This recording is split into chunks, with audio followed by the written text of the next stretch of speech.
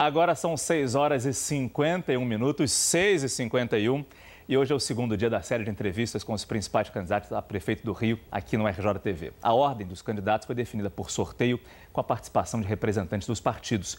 E eu recebo hoje aqui no nosso estúdio o prefeito Eduardo Paes, do PMDB, candidato à reeleição pela coligação Somos um Rio. O tempo da entrevista é de 8 minutos, com tolerância de 30 segundos. Candidato, muito obrigado pela sua presença.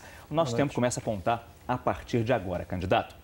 Assim como os seus adversários, na campanha de 2008, o senhor fez uma série de promessas. Algumas foram cumpridas e outras não foram cumpridas. Eu tenho aqui uma relação de algumas que não foram cumpridas. O senhor prometeu despoluir as lagoas da Barra de Jacarepaguá. A poluição continua.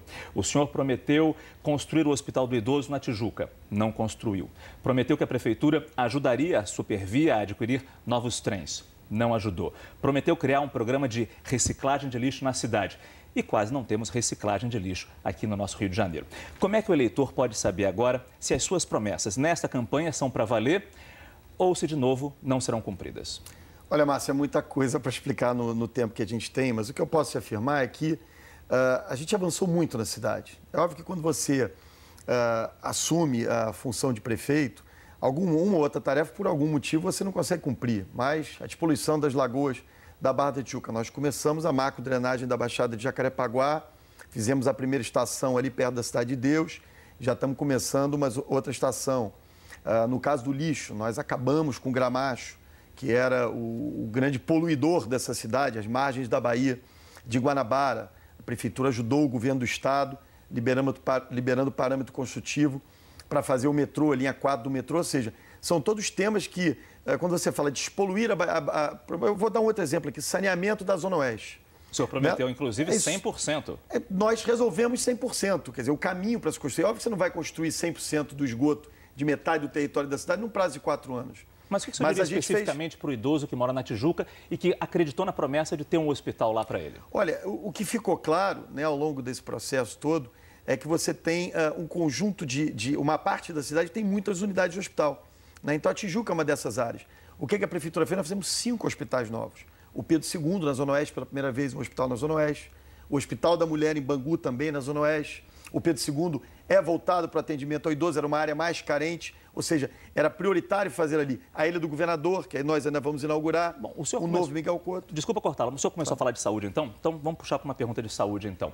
Até o fim do seu mandato, nesses 4 anos, terão sido investidos na saúde 12 bilhões de reais. No entanto, a situação em emergências de alguns hospitais municipais do Rio ainda é muito crítica. Nós mostramos no começo deste mês a emergência do Lourenço Jorge na Barra da Tijuca.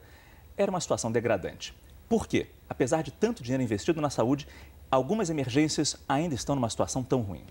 Olha, de novo, né, tem que lembrar como a gente pegou a saúde do Rio. Né, a saúde da intervenção federal, completamente abandonada, se investir no mínimo. Nós dobramos o orçamento na saúde, ampliamos enormemente a atenção básica, construindo quase 70 clínicas da família, até o fim do ano será assim, construindo UPAs, 5 novos hospitais, e buscando melhorar toda a rede de atendimento. Nós avançamos muito na saúde, mas eu sou a primeira pessoa a admitir que ainda há um longo caminho a percorrer na saúde. Eu fiz 2 milhões e 200 mil cariocas contra 200 mil no início do governo sendo atendidos pelo Programa de Saúde da Família. Mas para a população, saúde ainda é a principal queixa. Não tem dúvida. Não é mais segurança como era há alguns anos. É saúde. Eu não tenho dúvida. Eu acho que eu digo aqui também para o prefeito, é o principal desafio.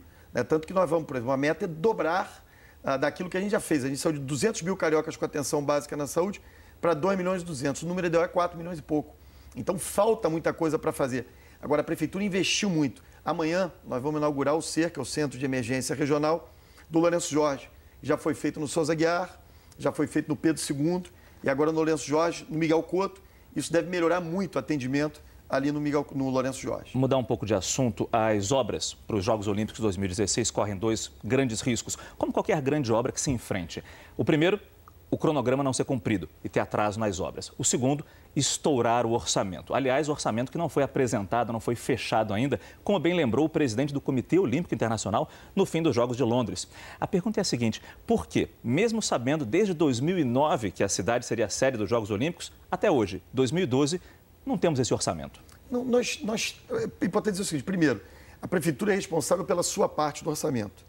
E tudo aquilo que é intervenção já em execução, já em obras, o orçamento é conhecido. Todo mundo sabe quanto custa a Transolímpica, porque ela já está sendo feita, a Transcarioca, porque ela já está sendo feita, quanto foi a Transbrasil, quanto custa o Parque Olímpico, todos aqueles que são os investimentos da Prefeitura, que já tem projeto definido, obras em execução, nós temos orçamento. Agora, eu não posso chutar um valor, óbvio que você tem uma estimativa, de algo que nós ainda estamos definindo o projeto, né? Então, quando tem o projeto definido, o orçamento definido, a gente publica, a gente informa. Eu quero só dizer uma coisa, é muito Mas a questão dizer... aqui, a pergunta é em relação ao dinheiro da Prefeitura, obras da Prefeitura. Claro. Já tem esse orçamento fechado? Tem esse orçamento completamente fechado, a não ser aquilo que não tem projeto ainda. Então, por exemplo, nós estamos nesse momento fazendo o projeto detalhado de alguns equipamentos do Parque Olímpico, né? Por exemplo, onde vai se realizar a natação. Até ter o seu orçamento fechado, o projeto pronto, não tem como divulgar. Tudo bem, mas então deixa eu fazer um compromisso com o senhor aqui. Se o senhor for reeleito, caso haja estouro no orçamento ou corrida para completar as obras ou compras emergenciais para completar essas obras, o senhor se responsabiliza? Totalmente. Eu tenho muita tranquilidade de dizer, a gente está absolutamente no prazo com as obras das Olimpíadas. O Parque Olímpico do Rio está sendo feito e mais da metade dele com recursos privados. Em Londres foi todo público. A Vila dos Atletas, todos recursos privados. Em Londres foi tudo público. Então a gente está indo muito bem nas Olimpíadas, os grandes corredores viários sendo feitos. Eu tenho muita tranquilidade por isso. Por isso eu quero informar quando está fechado o projeto, o orçamento. Okay. A gente tem um site chamado Transparência Olímpica informando isso. Candidato, naquele episódio da viagem do governador Sérgio Cabral a Paris com alguns assessores e com o empresário Fernando Cavendish, ficou muito famosa e foi muito divulgada uma foto de um grupo de homens usando guardanapo na cabeça. Um desses homens era o seu secretário de urbanismo, Sérgio Dias. Ele estava festejando, se confraternizando com o Fernando Cavendish, que é dono da empreiteira Delta, investigada por uma série de graves denúncias sobre corrupção. E Delta, que tinha centenas de milhões de reais em negócios com a prefeitura. Como é que o senhor avalia a postura do seu secretário naquele episódio?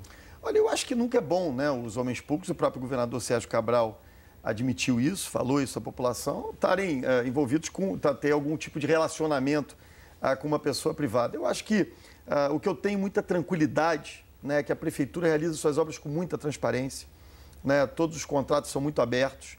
A Delta, assim como várias empresas, prestam serviço para a prefeitura e, portanto, a gente vai executando as coisas. Pois é, a gente está falando de obras públicas, né? Na questão da impessoalidade, que rege o princípio da administração pública, essa relação tão íntima de um secretário com um empreiteiro envolvido em denúncias não ameaça essa impessoalidade? Não, até porque esse secretário não tem relação nenhuma com obras que a prefeitura faça, com obras que a prefeitura realize. Eu tenho muita tranquilidade, Márcio. Eu sou prefeito do Rio há quase 4 anos, né? E o meu governo caminhou com muita transparência, muito aberto, não há denúncias. Claro que você tem problema aqui, acolá, mas não há denúncias contra o meu governo graves. O senhor bota a mão no fogo por esse secretário? Olha, eu boto a mão no fogo por todos os meus secretários, né? Até que você tenha uma comprovação de que alguém esteja cometendo delito. E se tiver no meu governo, você pode ter certeza que eu demito no dia seguinte. Candidato, nosso tempo está quase acabando, são 7h39, agora faltam 20 segundos. A última pergunta. Caso o senhor seja reeleito, o senhor vai ficar os 4 anos à frente da prefeitura ou pretende, como alguns prefeitos já fizeram, abandonar em 2 anos e tentar um cargo de governador? Olha, em 20 segundos eu digo, eu sou o sujeito mais feliz do mundo. Eu adoro ser prefeito do Rio, tenho muito orgulho de ser prefeito do Rio e quero, por mais 4 anos, ter essa honra de governar essa cidade e continuar essa transformação que a gente está fazendo no Rio. Falta muito. Mas para mim é um prazer. Vai ficar os 4 anos? Fico até 2016 de qualquer jeito. Para mim é um prazer enorme ser prefeito do Rio. Eu adoro e acho que tem esse desafio enorme de reconstruir essa cidade polimpíada. Eu preciso cortar porque já são 8h16 já de entrevista. Meu tempo. Muito obrigado pela sua entrevista. Obrigado a vocês. Boa sorte na campanha. Um abraço. Amanhã, o nosso entrevistado será o candidato